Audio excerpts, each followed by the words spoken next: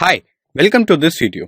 In the previous video, we learned about some operators like addition, subtraction, and less than, etc. and used them on constant values like 3, 5, true, nearest, etc. But you cannot always work with constants. Let me explain you why with the help of a scenario. Imagine you are working in a team of 6 people. Your friend noted down the salaries of all the people on the team and mailed it to you.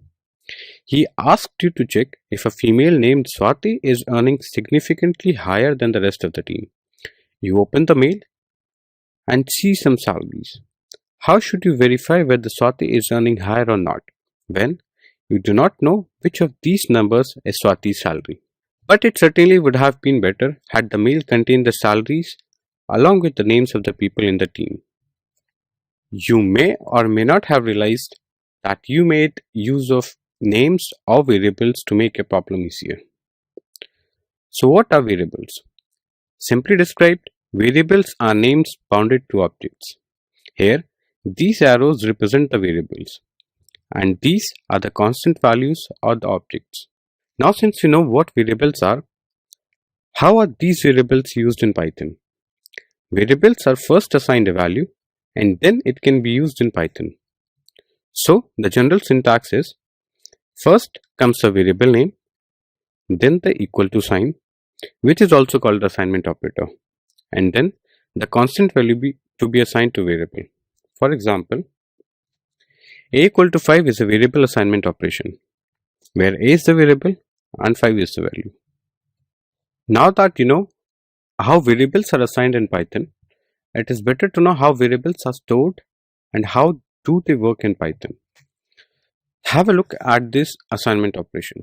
So for example, when you do something like I equal to 5, Python first identifies the type of the constant value. Since it is an integer, it creates an int object in the physical memory, stores 5s in it, creates a variable called I, and binds this variable to this memory location or the object. Now when you do something like j equal to I, such as this, so what basically it does is it binds j to the same location to which I is bound to, that is this int object. Now when you do something like j equal to 3, what it does is it creates another object, int object, puts a value of 3 in it, removes this pointer from here and makes it point to this new location. So when you print I, so still I is pointing to this object. So in this case, it will print I as 5. So this is how variables work in Python. Now that you know what variables are and how do they work in Python, the next step is to see the rules which need to be followed while creating a variable. Let's see them one by one. First, Python is case sensitive. Therefore, a equal to 5 and a equal to 5. The first one is a capitalized one and the second one is a smaller one are different. Second, variable names cannot start with special characters except underscore. So because of this, underscore Sam equal to 5 is a valid variable name, but @Sam equal to 5 is invalid. Also, variable name cannot start with a number. So something like 9 Sam equal to 5 is invalid. Now, a name once chosen, a variable can be used to store different types of data.